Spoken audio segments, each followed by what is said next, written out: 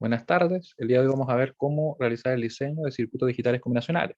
Para eso vamos a seguir el siguiente procedimiento, donde primero vamos a identificar las entradas y salidas, luego vamos a construir la tabla de verdad, que nos va a permitir conocer qué sucede para todos los casos y para todas las combinaciones de entradas con nuestras funciones de salida. Tercero, vamos a obtener las funciones de salida simplificadas, donde vamos a estar aplicando los mapas de Carnot. Y por último, vamos a representar el circuito lógico utilizando puertas lógicas. ¿Ya? Así que vamos a empezar a realizar esto con un ejemplo de la guía. Vamos a buscar por acá. Aquí tengo la guía de ejercicio. Recuerden que está en la pestaña llamada material de apoyo. Y buscamos un problema. ¿Ya? En particular vamos a partir con uno un poco más simple y después vamos a ir avanzando hacia uno que nos va a representar un poquito más de trabajo, pero va a ser muy bueno para que vayamos practicando el procedimiento. Acá tenemos, por ejemplo, el problema 36. ¿Ya? Este problema nos va a ser bastante útil. Vamos a mover un poco para acá para así tomar una imagen. 36. Vamos a bajar por acá. Ahí.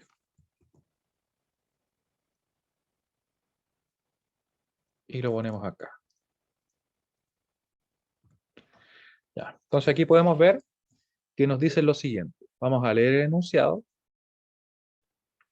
¿Qué dice?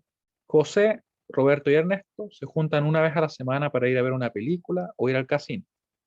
Para decidir qué hacer, votan y la mayoría simple gana. Entonces aquí vamos a ir marcando algunas de las claves. Fíjense bien que nos indican, por ejemplo, que hay tres personas, José, Roberto, Ernesto, que van a decidir entre dos cosas. Van a decidir entre, por ejemplo, ir a ver una película o ir al casino. Ya, esas son las dos opciones que nos están pidiendo que elijamos. Y nos dicen también, ¿cierto?, que para decidir qué hacer, votan y la mayoría simple gana. Ya, eso también es clave. Lo vamos a destacar otro color, porque es la condición que nos va a permitir definir qué es lo que va a suceder. Así que, asumiendo que el voto por ir a ver una película es representado como un 1, diseña un circuito lógico que compute la decisión de forma automática. Así que, primer paso, vamos a identificar las entradas y salidas. Claramente, nosotros podemos notar que quienes van a decidir finalmente son José, Roberto y Ernesto. Así que su decisión vendría a ser nuestra entrada o nuestras entradas. Una manera en que podríamos hacer esto sería decir, por ejemplo, vamos a poner aquí uno para indicar que es el primer paso de nuestro procedimiento.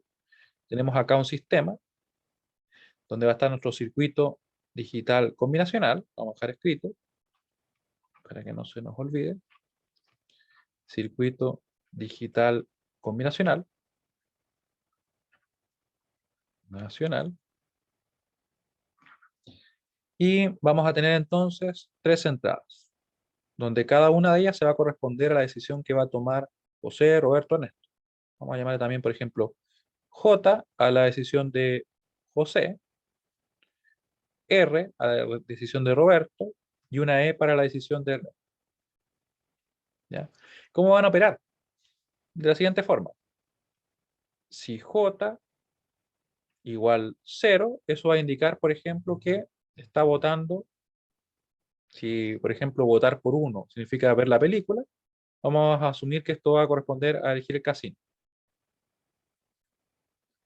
Vamos aquí, José elige el casino.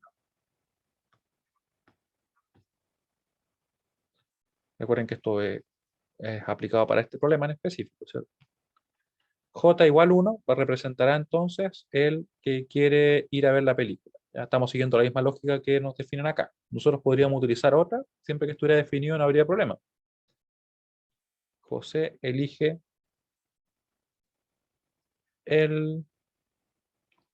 la película. Película. Ya, aquí vamos a corregir el elige, lo puse con G. Ya. Entonces lo mismo aplica para los demás. Para tanto Roberto como Ernesto. Ahí tenemos definidas nuestras entradas. Luego, ¿qué podríamos hacer con la salida? La verdad es que tenemos al menos dos opciones. Una de ellas es que nosotros definamos, por ejemplo, una salida, puede ser F1, para que si es que se hace uno, indique que se ha elegido, por ejemplo, ver la película, Y tener también, perdón, una F2, que si se hace 1 indique que se eligió ir al casino. Y obviamente si una de ellas es 0, implica que la otra es 1 y que se tomó la otra opción. Esto sería válido. Sin embargo, la mejor alternativa podría ser tomar en cuenta solamente una salida llamada F, donde tendríamos que, si F es igual a 0, eso va a implicar, por ejemplo, que se elija ir al casino. Se elige el casino. Y naturalmente, si es que tenemos que F es igual a 1, lo que se estaría eligiendo sería ir a ver la película. Se dan cuenta que hemos usado, de hecho, la misma lógica que usamos con las entradas. Esto es bastante recomendable, si es que es posible, obviamente, dependiendo del problema, porque así es bien directo, es bien directo. O sea, si votan 0, obviamente, si todos votan 0, gana el 0, si todos votan 1, gana el 1, ¿cierto? Y además nos habían dicho de que la mayoría simple, perdón, es la que define qué es lo que sucede.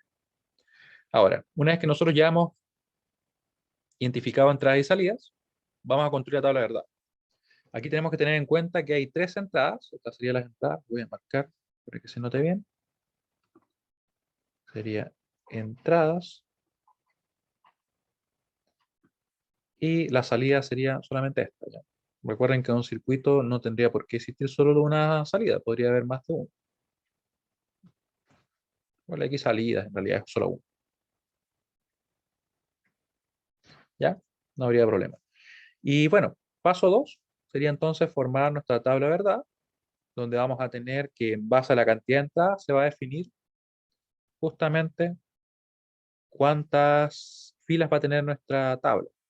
En particular, como tenemos 3 entradas, vamos a tener 2 elevado a 3, 2 elevado a 3 combinaciones. Vamos a poner acá 2 elevado a 3 combinaciones posibles de entrada.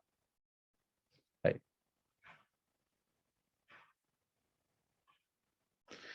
Y nos queda entonces, vamos a poner aquí, por ejemplo, azul, vamos a tener 0, 1, 0, 1, 0, 1, 0, 1.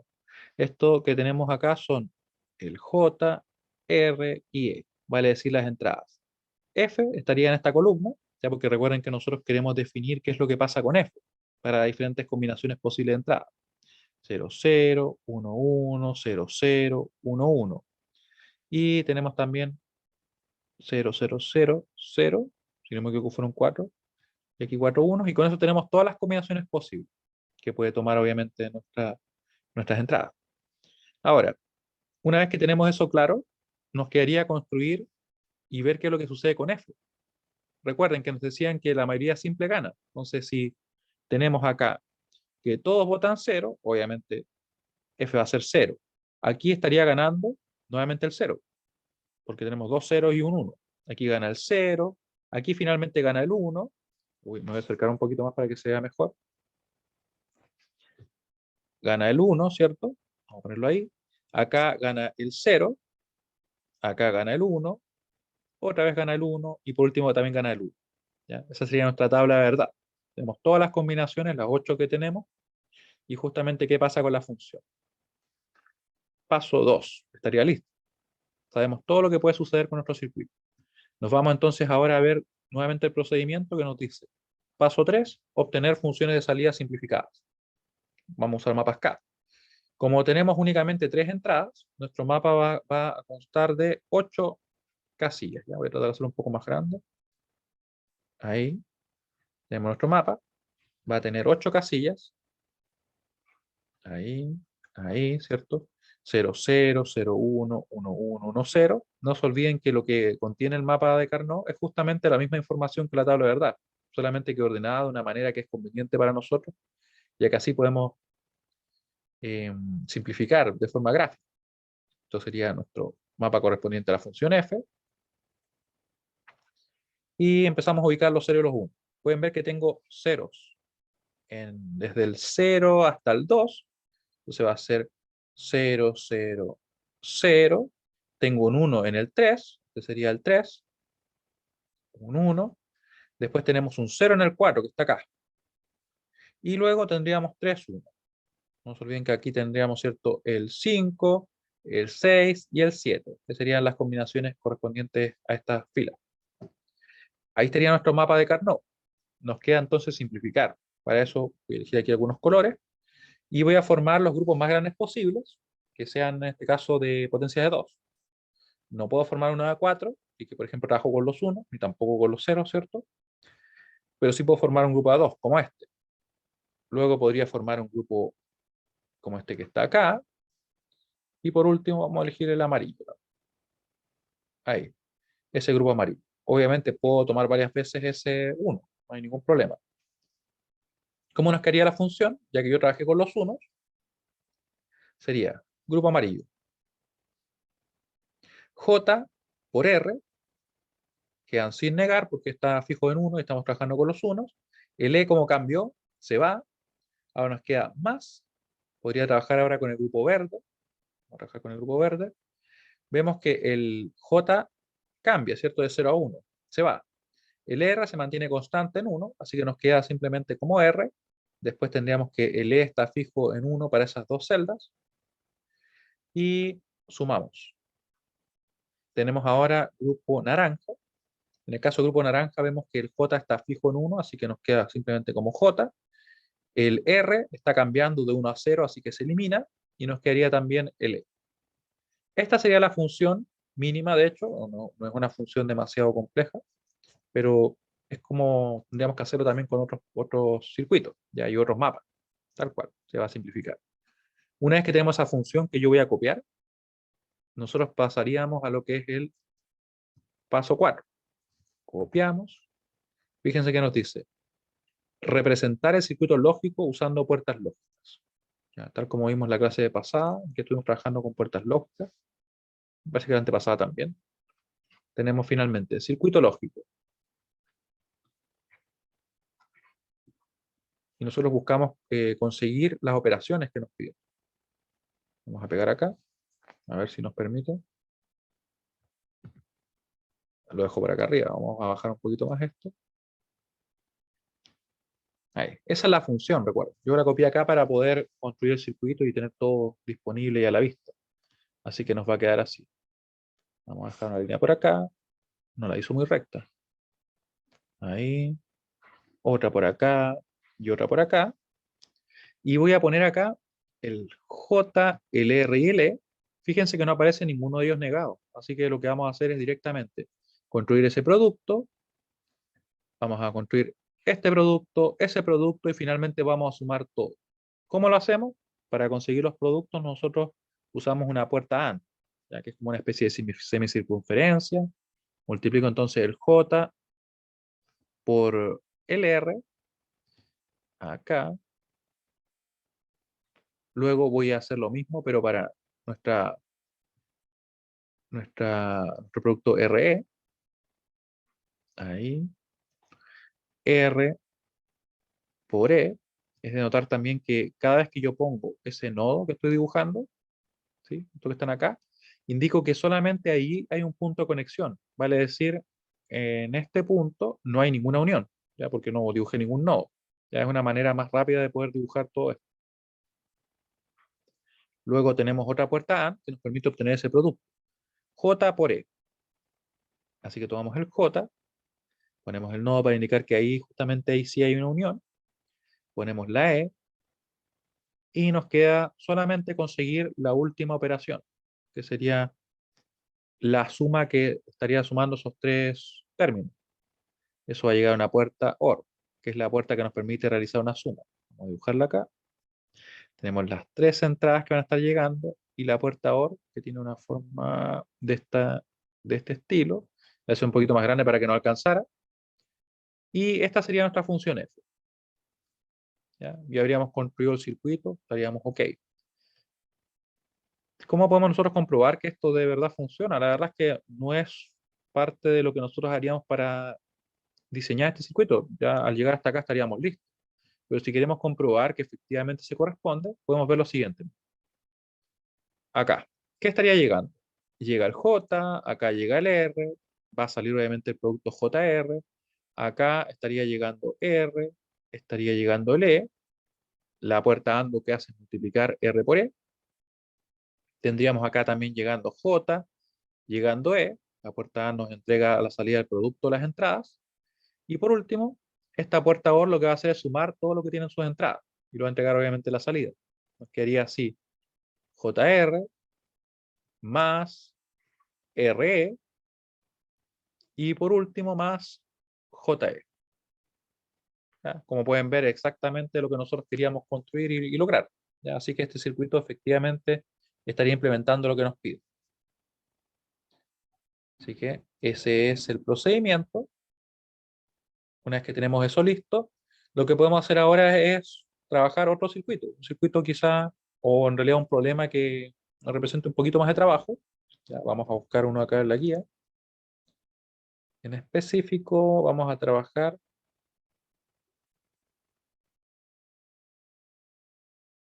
nos dicen acá, si la salida será alta solo con un par de entradas es uno. No, vamos a hacer uno más interesante todavía. Este de acá, el 35.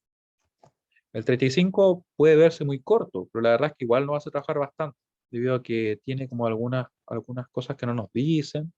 Aquí vamos a poner otro ejemplo, vamos a poner por acá, sí, para que no se nos pegue erróneamente. Le ponemos estrecho, lo vamos a agrandar un poquito.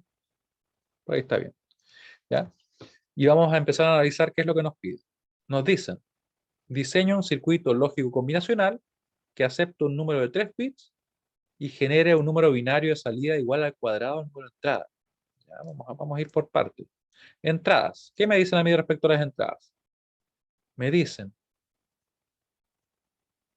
me dicen que el circuito debe aceptar un número de 3 bits.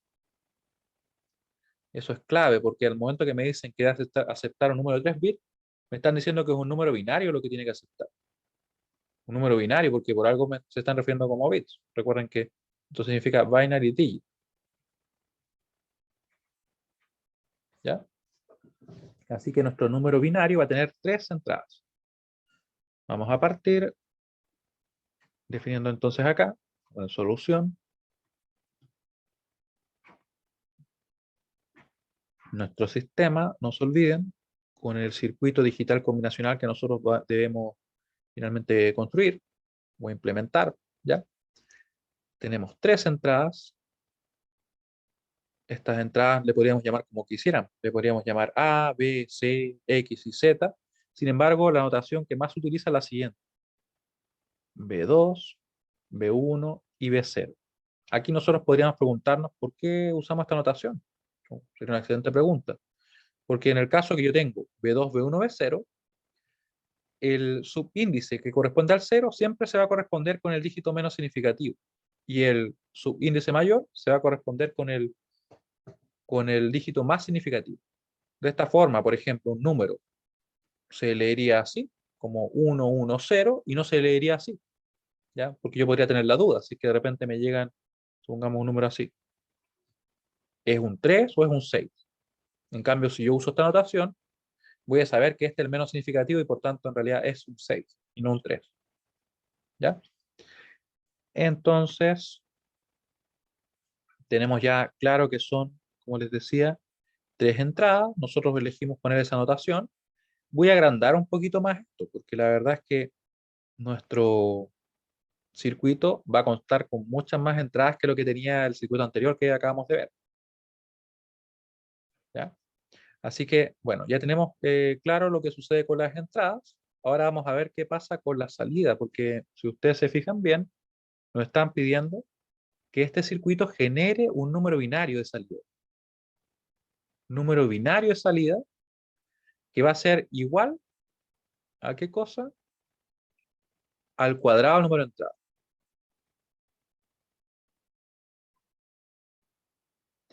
Entonces, en principio esto puede parecer medio extraño, pero lo que me están diciendo es que, por ejemplo, si es que aquí entra, supongamos, 0, 1, 1, esto sería ¿qué número? Recuerden que se lee así, 0, 1, 1, sería un 3. ¿Cuál es el cuadrado del 3? El 9, o sea, aquí debería salir eso, un 9. obviamente definido de forma que nosotros pudiéramos saber cómo se ordena. Aquí no hay mucho problema porque justamente nos queda simétrico si yo lo ordeno en un sentido o el otro. Pero ¿qué pasaría si yo, por ejemplo, tuviera otro número? Pongámosle acá el 2. ¿Ya? Está ingresando el 2. ¿Cuál debería salir? Un número binario, ¿cierto? Igual al cuadrado del número de entrada. O sea, debería salir el 4, que se representa en binario así. Entonces debería salir algo de esta forma. Y obviamente yo debería usar la notación, por ejemplo, ponerle S2, S1 y S0 para saber que hay que leerlo en ese orden y que no nos vayamos a confundir. ¿Se va entendiendo la idea? Ahora, como pueden ver ustedes, anteriormente cuando yo puse el 3, el número que salía era el 9, ¿cierto? Que era un número que ocupaba 4 bits. De hecho, lo representaba así. Ahora con este último número que puse yo solamente el 2, salía el 4, 3 bits. ¿Y qué pasaría si yo trabajo con, por ejemplo, con el 0? Si ingresa el 0, el resultado debería ser simplemente 0. Y si obviamente ingresa el 1, el resultado es 1. No requiero tantos bits, requiero solo 1. ¿Cómo sabemos nosotros cuántas salidas va a tener este circuito? Que esa es, en mi opinión, la problemática que tenemos. Simplemente la clave está en fijarme en cuál es el número más grande, el que va a requerir más bits, porque por último, si supongamos que tuviéramos, por decir cualquier número, 8 bits de salida, y el resultado tiene que ser 1, yo simplemente pongo todos los bits, los primeros 7 bits a 0, y el último a 1, y con eso ya logré entregar la salida que es igual a 1, ¿cierto? Entonces, en base a eso, la clave para definir la cantidad de salidas es ver cuál es el número más grande que va a entrar, que va a ser en este caso el 7. Estamos subiendo que son números binarios, sin signos, sin nada, sino que simplemente es un 7. Si es que es el 7, ¿cuál es el número que debería salir? Recuerden, 7 al cuadrado sería en este caso 49. Esto está en decimal por si acaso. ¿Cómo sería el número binario? Bueno, veamos, vamos a hacerlo por inspección. O sea, 32, 16, 8, 4, 2, 1. O sea, estoy tratando de ver cuál sería, ¿cierto?, el número que representa eso. Si, por ejemplo, yo pongo un 1 acá, consigo, obviamente, 32, me falta todavía para completar el 49. ¿Qué pasaría si pongo un 1 acá? Estoy cerca, ¿cierto? Porque estos dos sumarían 48. Me faltaría poner un 1 ahí. Y los restantes bits tendrían que ser simplemente 0. Así que yo podría decir entonces que el 49 en base 10 es justamente igual al 1, 1, 0, 0, 0, 1 en base 2. No se olviden, ¿ya? Porque estoy tratando de representarlo en binario, que es justamente lo que nos piden. Porque nos dicen que el número binario de salida tiene que ser igual al cuadrado del número de entrada.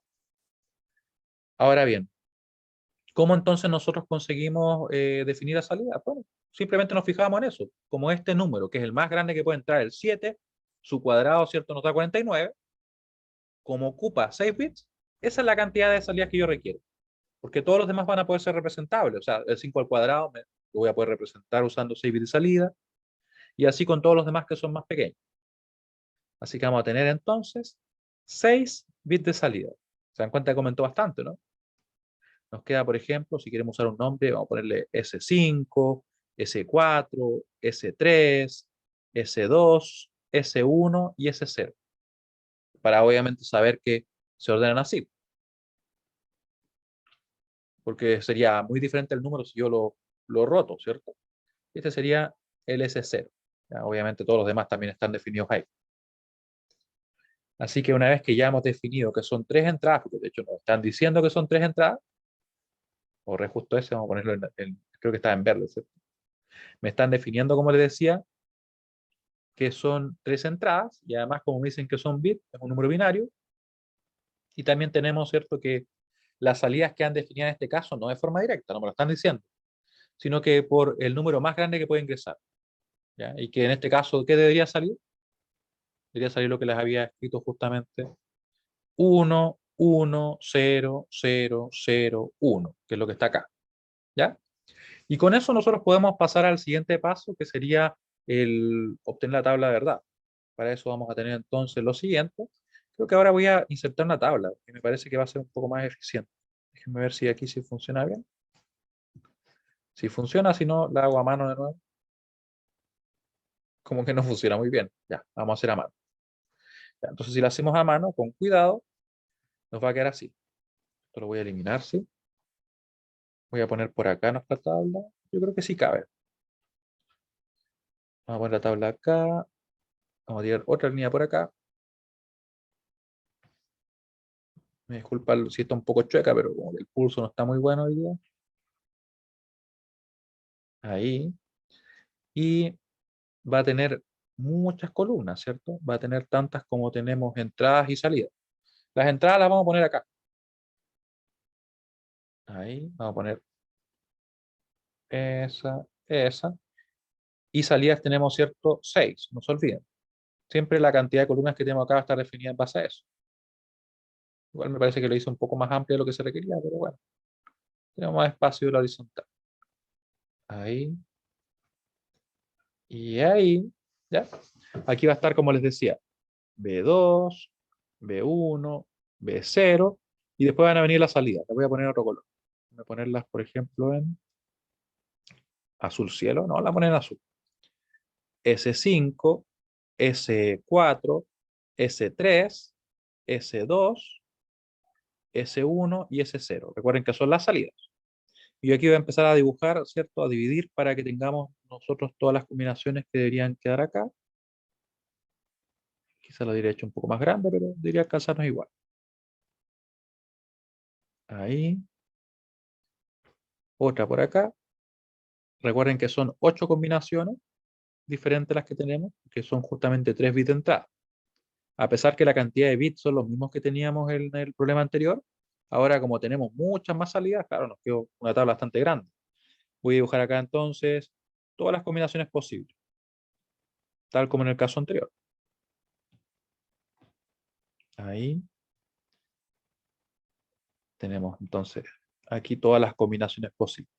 Y ahora, una vez que tenemos la tabla ya creada, habría que ver qué es lo que sucede. Y fíjense bien que la forma de llenar esto es simplemente decir lo siguiente. Este número que está acá, ¿cierto? Se corresponde con el 0. Un 0, este es un 1, un 2, un 3, un 4, 5, 6 y 7. Y lo que vamos a representar acá va a ser, por ejemplo, 0 al cuadrado, que es 0, ¿cierto? Después 1 al cuadrado, que va a ser 1. Después aquí vamos a tener el 4, el 9, ¿cierto? Esto lo vamos a poner un poquito mejor. 2 al cuadrado, 3 al cuadrado. Aquí vamos a tener el 4 al cuadrado, que es 16. Después el 5 al cuadrado, que va a ser 25. Después va a venir el 6 al cuadrado, que va a ser 36. Y por último, el que nosotros ya habíamos calculado, ¿cierto? Tiene unas flechas por acá, ahí, que era el 7 al cuadrado, que fue justamente el que nos definió cuántos bits necesitábamos de salida. 49. Y ahora lo único que tenemos que hacer es representar el número que se corresponde. Fíjense bien acá. Vamos a tener entonces 0 al cuadrado nos va a dar 0. Así que ponemos el 0. Es el más simple de todo. Después 1 al cuadrado nos da 1. A escribir 1, lo estoy escribiendo en binario, ¿cierto? Todo esto es el número. Todo eso que está ahí, en realidad más pequeño ahí. ¿Sí? Después el 2 al cuadrado debería ser igual a 4. Así que me queda 0, 0, 0, 1, 0, 0, que es un 4 representado en 6 bits. Después seguimos con el 9. 0, 0, 1, 0, 0, 1, ¿cierto? Después vendría el 16. 16 iría acá, si no me equivoco, sí. Sí, porque recuerden que ese pesa 1, este pesa 2, ese pesa 4, 8, 16. Seguimos, 25. El 25, si recuerdo bien, debería ser así. A ver, 0, 1, 1, porque sería 16 más 8 son 24, ¿cierto? 1, 0, 0. Ese sería el 25. 0, 1, 1, 0, 0, 1. Recuerden que también, si es que no me acuerdo, puedo convertirlo así. Puedo tomar el 25, 2 y empiezo ahí a hacer la operación. Siempre se puede. Luego, 36, que sería obviamente el 6 elevado al cuadrado. Voy a poner el 32. Recuerden que se pesa 32. Y luego me faltaría poner 4 simplemente. 32 más 4 me da el 36. Y por último, el que ya habíamos calculado, ¿cierto? Que es el 1, 1, después 3 ceros y el 1. 1, 1, 32 más 16 me da 48 y finalmente con ese 1 me da 49. Lo que tenemos acá vendría a ser justamente nuestra tabla de verdad. Está lista, un poco deformada, pero está bien. Así que una vez que tenemos eso definido, voy a guardar también, porque a veces se me cierra el archivo y ahí perdemos lo que hemos dibujado. No sería muy buena idea, ¿cierto? Vamos a borrar esto. Y estamos listos para el paso 2. ¿Cuál sería el paso 2? Vamos a ver. Obtener las funciones de salida simplificadas. Y aquí es muy importante lo siguiente. Nosotros vamos a tener que obtener siempre una función de salida por cada una de nuestras salidas. O sea, si yo tengo 6 salidas, van a ser 6 funciones de salida. Así como en el caso anterior nosotros teníamos solamente una, por eso nos quedó obviamente únicamente un mapa y una función. ¿Por qué esto es importante? Porque en realidad son precisamente las salidas las que definen cuántos mapas van a haber. ¿Ya? Y vamos a tener justamente 6 mapas. ¿Ya? Yo voy a hacer algunos acá. 3. De hecho, ¿saben qué? Voy a copiar uno simplemente. O voy a hacer uno y los demás los voy a ir copiando. Hay que hacerlo de forma eficiente, ¿cierto? Ahí. Vamos a ver qué tal funciona mi idea. Ahí. Recuerden que tenemos solamente 3 entradas, por eso son mapas de 8 celdas, que son de 3 variables. Nos queda B2, B1 y B0. Y este va a corresponderse, por ejemplo, al S5. Vamos a ver si me funciona copiarlo. Si no, lo voy a tener que dibujar todos así uno a uno. Copiar, pegar. Ya, vamos bien, ¿cierto? Después otro más. Ahí tenemos 3. Otro más. Van 4. Creo que estoy exagerando un poco lo que estoy poniendo en la misma línea, ¿cierto? Voy a tirar algunos para abajo. Vamos a retroceder. Este me lo voy a llevar para acá. Son muchos en realidad. Va a estar todos juntos ahí. Lo ponemos ahí. Seguimos pegando. Ponemos otro más. Vamos a ponerlo por acá para que tengamos espacio. Y el último, porque dijimos que eran uno por cada salida. Y tenemos justamente nosotros únicamente 6 salidas. Ya, únicamente, en realidad son bastantes. Vamos a ver este. Ya, se está bien. Y movemos este otro, para que nos quede espacio y no queden tan apretados. Nos falta cambiarle solamente el cómo están identificados, ¿cierto? Cuál es la función a la cual se corresponde. Entonces borramos todos los S. Vamos a partir del S5 hasta llegar al S0 finalmente, que es el último bit que nosotros tenemos que obtener. Y la última salida, obviamente. Así que tenemos S4 y S3. ¿Cómo trabajamos acá? La verdad es que nosotros tenemos que tener en cuenta que un mapa se corresponde con la información que tiene cada columna. Así que en realidad la manera más simple sería, por ejemplo, decir ya, yo sé que aquí son prácticamente solo ceros, con la excepción de 6 y 7, donde hay unos. Entonces yo voy, si ustedes recuerdan bien, acá era 0, 1, 2, 3, 4, 5, 6 y 7. ¿Sí? ¿Qué estoy haciendo acá? Simplemente convirtiendo a decimal la combinación binaria que tiene cada celda. ¿Ya? Eso es todo lo que estoy haciendo. No estoy haciendo nada diferente a eso. Entonces los unos irían acá y acá. ¿Ya? Eso voy a hacer. Los unos van acá en 6 y en 7. Luego, para la otra, fíjense bien que tenemos 1 en el 4 y el 5 y después en el 7, un 1 asociado. 4 y 5, ¿ya? 0, 1, 2, 3, 4, 5, 6 y 7. Así que ponemos los unos donde deben ir. 1, 1, 6 y 7. Seguimos, ahora acá. Fíjense que aquí tenemos solamente dos unos. Tenemos en el 3 y tenemos en el 5. 3 y 5. ¿Ya? 0, 1, 2, 3, 4, 5. Ahí no, la verdad es que no puedo juntar mucho, pero bueno, vamos a obtener las funciones una vez que tengamos ya los mapas listos. Seguimos en el 2, S2, perdón. Tenemos un 1 en el 2 precisamente y un 1 en el 6. 2 y 6, no se olviden. 0, 1, 2, 3, 4, 5 y 6. Bien, ahí quedan juntos. Después S1 y tenemos, ¿cierto?, el S0. ¿Qué pasa con S1? Si se fijan bien, es un caso un poco interesante porque en realidad son solo ceros. Así que no le ponemos nada, queda con ceros solamente. Ahí vamos a ver qué es lo que sucede. Y el último de los mapas tiene un 1 en todos los que son números impares, ¿cierto? En el 1, en el 3, en el 5 y el 7. Son estos unos que están acá. Vamos a ver qué sucede.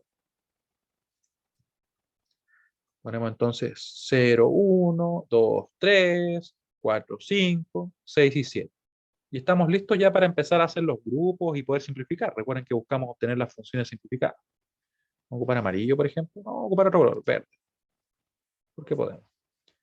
Verde. Formamos el grupo de A2. Aquí vamos a poner otro grupo de A2. Nos queda ese 1 por cubrir. Vamos a poner en rojo. Rojo. Ahí tenemos otro grupo de A2. Tenemos todos los unos cubiertos. Aquí yo ni siquiera me lo pregunté, pero recuerden que podemos trabajar ya sea con los ceros o los unos. Se puede. Hay un particular como que partí con los unos, no es porque tenga preferencia por los unos. Bueno, así comenzamos.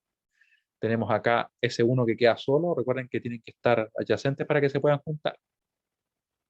Voy a poner azul para cambiar un poquito también. Acá estos están juntos, muy bien. Los juntamos de a 2. Aquí la verdad es que no hay nada, así que esto de hecho ese 1, según lo que nosotros vimos en la clase pasada, es directamente 0, o creo que la anterior a la pasada. Y por último, fíjense bien que acá tenemos todos estos unos en esa columna, así que los juntamos todos.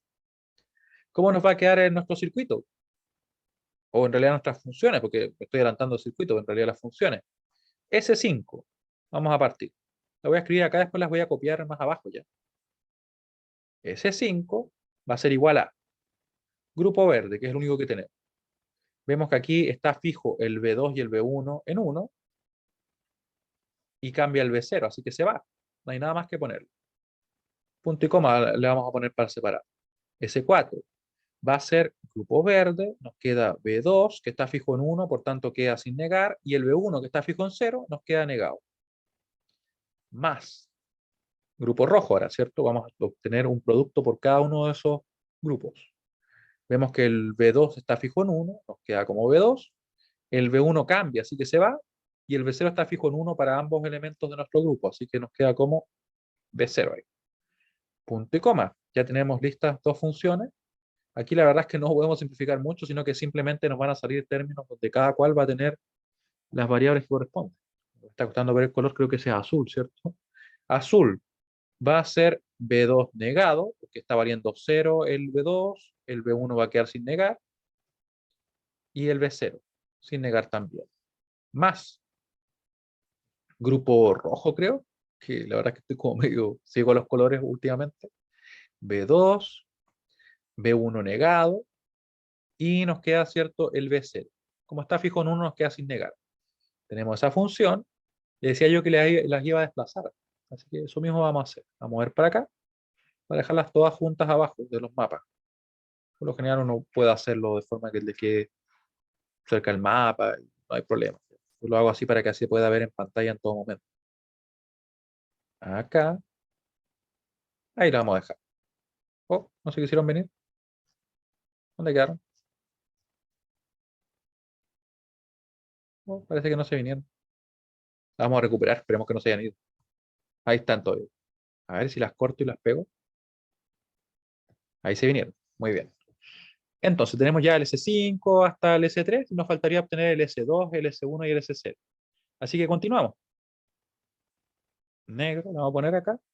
S2 sería una función relativamente simple porque nos queda que se va el B2 porque está cambiando, nos queda el B1, tenemos después el B0 negado. Punto y coma, porque ahora vamos a escribir el S1. Vemos que aquí el S1, como nos está diciendo el mapa, que para todas las combinaciones es 0, o sea, sin importar los valores de entrada, justamente nos queda así, 0. Y el último sería el S0, donde vemos que tenemos ese grupo que forma está formándose toda esa columna. Así que este color es naranja, si no me equivoco. Nos queda, cambia el B2 de 0 a 1, ¿cierto? Cambia el B1 de 0 a 1 a través de las celdas de nuestro grupo. Y nuestro B0 sería simplemente 1, por tanto nos queda sin negar. Voy a hacer un poquito más grande el 0. Ahí. Y esto que está acá serían las funciones que nos permitirían implementar la función que nos están pidiendo. Recuerden, nos dicen, diseño un circuito lógico combinacional que acepte un número de 3 bits, que sería el que nosotros definimos acá como B2, B1 y B0, y que genere un número binario de salida igual al cuadrado del número de entrada. Por eso requeríamos, como les comentaba, ¿cierto?, usar justamente 6 entradas, perdón, 6 salidas, ya que el número más grande que puede entrar, que es el 7, al elevarlo al cuadrado me da 49. Número que se puede representar como mínimo con 6 bits. Aquí una pregunta muy válida sería bueno, ¿y estoy obligado a usar 6 bits? ¿No podría usar 7, 8, 9, 10, los que quiera? Y la verdad es que mientras pueden representar ese número, el 49, no habría inconveniente. Sin embargo, obviamente lo que nos conviene es usar la menor cantidad posible de salidas que nos permitan representar. Así que por eso usamos 6. Luego de eso obtuvimos la tabla de verdad, tomando en cuenta obviamente cómo se representaba cada uno de los números que nos debería dar como el cuadrado de nuestras entradas.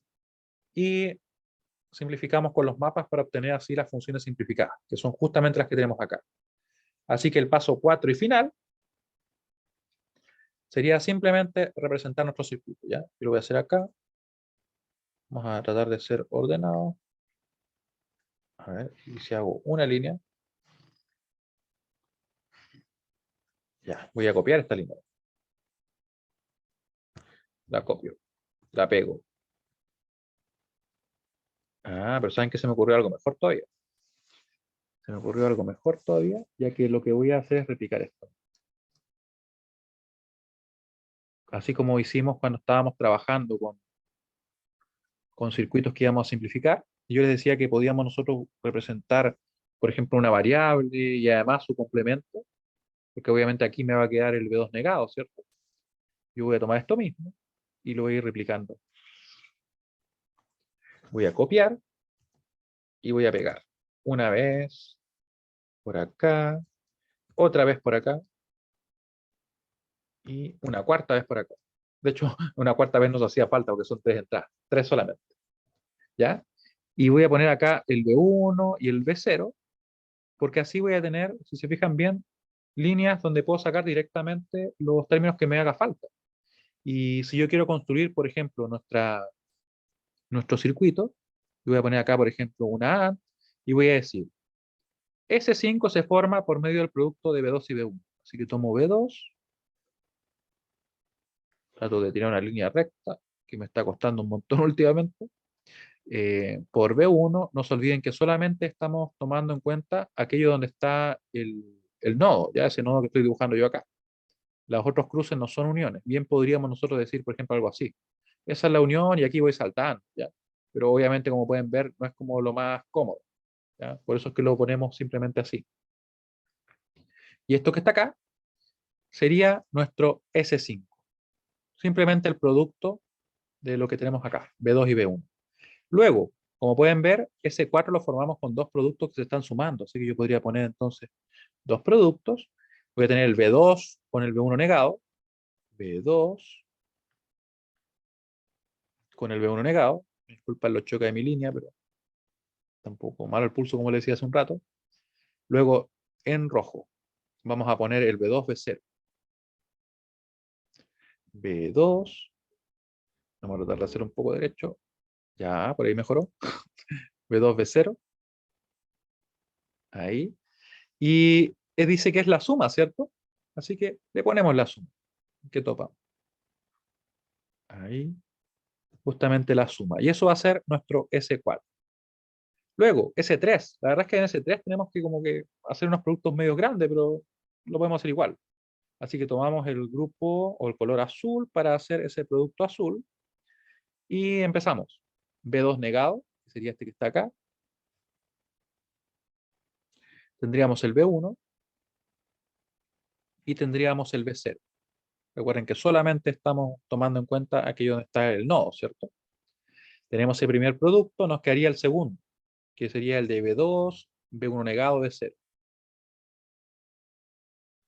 Ya, B2, esta línea larga, a ver cómo nos queda. Ya, B2, B1 negado y el B0, que está por acá. Ahí. Y decimos entonces que sería la suma, ¿cierto? Porque ahí justamente se están sumando esos productos. la suma de estos dos productos de tres términos o de tres variables, en realidad si quisiera ser preciso sería de tres literales, ¿cierto? Porque hay algunas negaciones por ahí, complemento. S3, y luego sigo construyendo todo lo que nos piden. Fíjense que me queda poco espacio porque dibujé un poquito cortas las líneas, pero de todas maneras vamos a alcanzar. Ahora, para obtener S2, yo obtengo el producto de B1 y B0 negado. ¿Ya? Son un poquito más grande. Producto de B1 y B0 negado. B1, ahora sí. B0 negado. ¿Ya? Y tenemos justamente el S2, así que lo puedo sacar directo. Voy a dejar un poquito más arriba. ¿Ya? S2. Después viene el S1 que es igual a 0. ¿Cómo hago eso? La verdad es que yo lo puedo representar de diferentes maneras. Esquemáticamente yo puedo poner simplemente que esto es un cero lógico, y si yo lo quisiera hacer como en el mundo real, sería como así, conectarlo a la Tierra, que está a 0 volt. ¿Ya? Ambas formas son igual de válidas. Yo particularmente lo voy a dejar como esto un esquema finalmente, como un cero lógico. ¿Ya? Pero si yo lo quisiera implementar, lo tendría que conectar a la Tierra. Y nos queda lo último, miren. S0, que es simplemente B0. Vamos a sacar para acá. Ahí. Por acá, un poquito más abajo. Y nos queda el S0. Voy a dejar ese color ya que está justamente ese color. ¿Ya? Y ustedes pueden ver que en realidad nuestro circuito, claro, ya estaría listo. O sea, yo si quiero puedo extender un poco las líneas, pero la verdad es que no lo requeríamos para nada, porque el único que se extendía un poco más era justamente ese cero. ¿Sí? Ya, esto solamente para que como que lo vean que en realidad estaba más ordenado. Y aquí, bueno, la conexión llegaba ahí. Y esto tendría que haber sido negro, ¿cierto? Ahí. Y estaríamos listos. Como pueden notar ustedes, lo que nosotros originalmente íbamos a crear era esto. Vamos a ver el circuito, o en realidad más que el circuito, el esquema. Entonces el esquema nos dice lo siguiente, que llegan tres entradas y salen, obviamente, seis salidas, y lo que nosotros creamos está acá, el circuito digital combinacional. ¿Cómo quedaría eso? ¿O cómo quedó realmente? Acá. Tres entradas y justamente aquí están las seis salidas. Esto que está acá, dentro de todo esto, sería el circuito digital combinacional. Lo puedo pintar, así que no va a quedar tan bien, pero sería como todo esto sería el circuito digital combinacional. ¿Ven? Entonces, finalmente, si esto lo implementáramos nosotros en el mundo real, permitiría justamente obtener ese producto, o perdón, el cuadrado de las entradas, ¿sí? Todo representado en números binarios. Como pueden ver, el día de hoy hemos hecho dos ejercicios. En realidad, revisamos el procedimiento que es bien directo. Yo no podría decir que siempre es simple, porque la verdad es que la dificultad en primer está en esta parte, en identificar entrada y salida. Es muy parecido a cuando yo intento modelar un sistema, o sea, entender cómo opera, cuáles son sus entradas, sus parámetros, ¿cierto? Pero una vez que yo ya tengo eso listo, ya sé cuáles son las entradas, cuáles son las salidas y están bien codificadas, lo demás es súper sistemático. Es obtener la tabla de verdad, construirla obviamente, después simplificar usando mapas de Carnot y así obtenemos las funciones, y por último representamos el circuito con puertas lógicas. ¿Ya? Eso es todo el procedimiento. Les recomiendo que lo revisen, que intenten realizar los otros problemas de la guía. Tenemos bastante, la verdad. Unos de más nivel que otros. Por ejemplo, el 34, el 37, 38, 39 lo podríamos realizar el día miércoles también, porque con estos son los temas que nosotros vamos a ir cerrando para la prueba. Así que, bueno, nos estaríamos viendo el día miércoles. Esté muy bien. Chao, chao.